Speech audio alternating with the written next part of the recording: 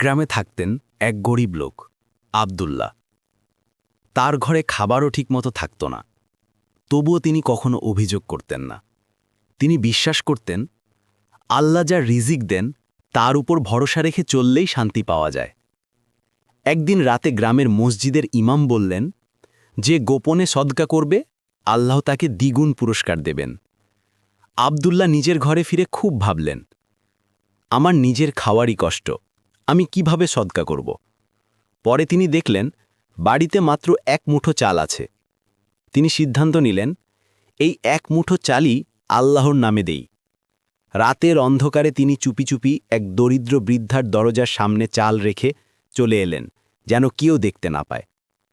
পরদিন গ্রামে খবর ছড়িয়ে গেল, রাতের বেলায় কে যেন দরিদ্রদের ঘরে খাবার দিয়ে যাচ্ছে। আব্দুল্লাহ কাউকে কিছু বললেন না।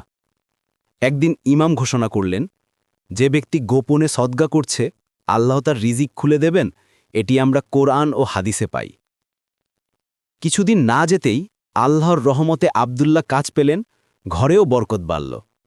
গ্রামে তখন সবাই বুঝল, গোপন সদকা আল্লাহর কাছে সবচেয়ে প্রিয়।